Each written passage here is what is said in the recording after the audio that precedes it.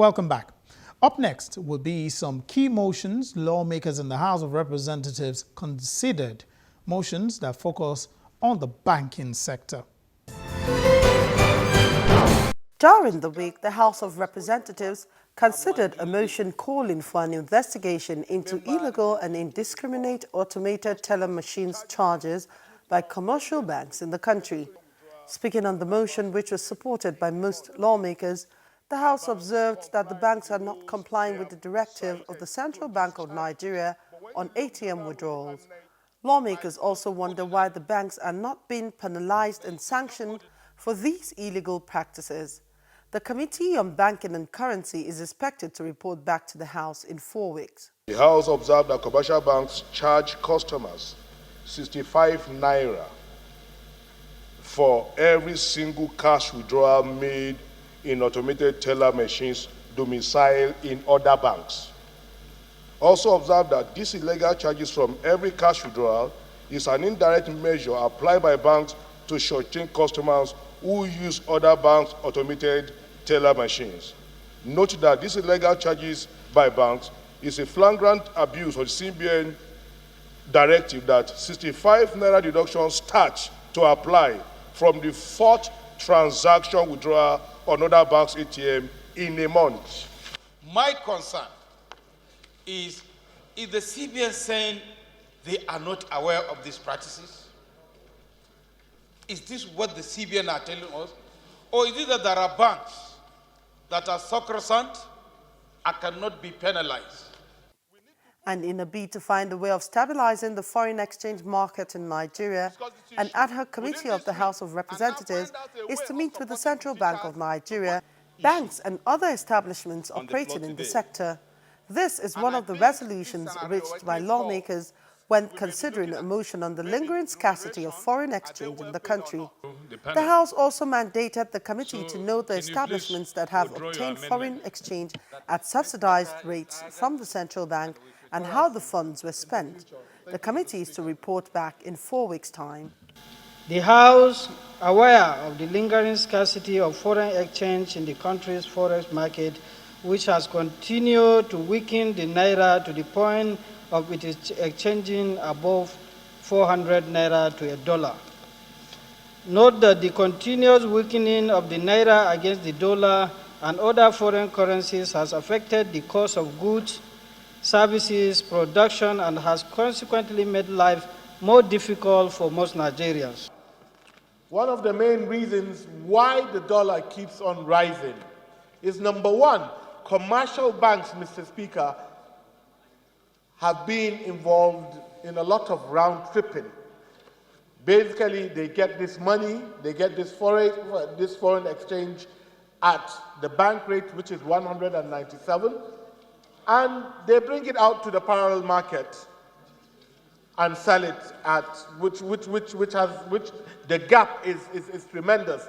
For others, however, the Central Bank of Nigeria has contributed to the problem with what they described as policy somersault.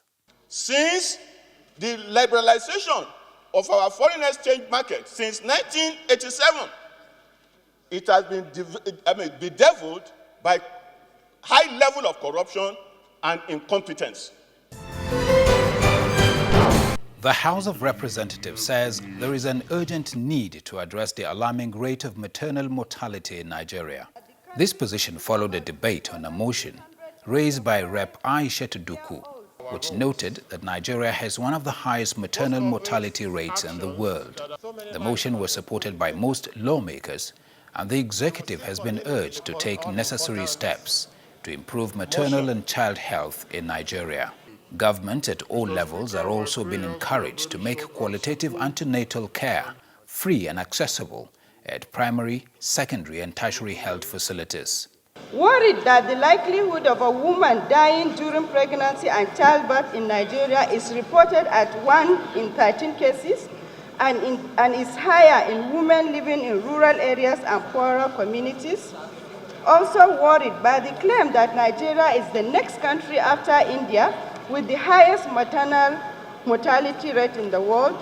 Concerned that underneath these alarming statistics is the pain of human tragedy, which has far-reaching adverse effects as it renders children motherless, thus depriving them of maternal care that is necessary for proper physiological and psychological development. And as the world marked 2016 Teachers' Day, lawmakers in the House of Representatives acknowledged the contribution of teachers and the challenges they face. The plight of teachers has been neglected in Nigeria, and that is why we are in this state. If only Nigeria will look at teachers and improve their welfare, and by extension, improving the education sector, Nigeria will be a better place for all of us. Today, the problem we are having in Nigeria is due to the total neglect of teaching as a profession. Nigeria today recognizes medicine, recognizes engineering, recognizes architecture as a profession. But until today, we are yet to recognize teaching as a profession, despite the fact we have Teachers Registration Council. But when you go to the allocation given to Teachers Registration Council and you compare it with that of current, you compare it with that of medicine, you realize that the neglect is so much and is so enormous. The House of Representatives has commenced moves to ensure that $458 million looted from Nigeria and forfeited to the United States of America is repatriated to the country. Taking the decision after considering a motion, the House noted that $458 million out of $550 million looted from Nigeria has been forfeited to the U.S. by a judgment of the District Court of Columbia in 2013. The House mandated the Attorney General of the Federation, Abubakar Malami, and its Committee on Justice to interface with the U.S. Justice Department and the U.S. Congress for the repatriation of the money. The United States Department of Justice commenced forfeiture proceeding to confiscate $550 million that had been corruptly obtained. A portion of this loot valued at $458 million that belonged to the people of the Federal Republic of Nigeria. In addition to this, Nigerian risk losing 218 billion naira from other looted funds. This money and assets are domiciled in 14 international accounts across the country, across the world. Meanwhile, the House of Representatives has mandated a joint committee of the House to investigate the disbursement and management of the funds collected under the Comprehensive Import Supervisory Scheme. According to the sponsor of the motion, the scheme is collected by the Nigeria Customs Service and disbursed by the Central Bank of Nigeria. The lawmaker expressed his concern that there is lack of accountability in the management of the funds. The House is further aware that the CBN, not the Central Bank, pays back part of the money to the Nigeria Customs Service while it withholds large amount of it, perhaps for other miscellaneous disbursements, without appropriation by the National Assembly in violation of Section 80 of 1999 Constitution. The House is concerned by the apparent lack of accountability in the disbursement and management of the remaining balance accruing from the 1% CISA by the CBN, after part of it had been given back to the Nigeria Customs Service.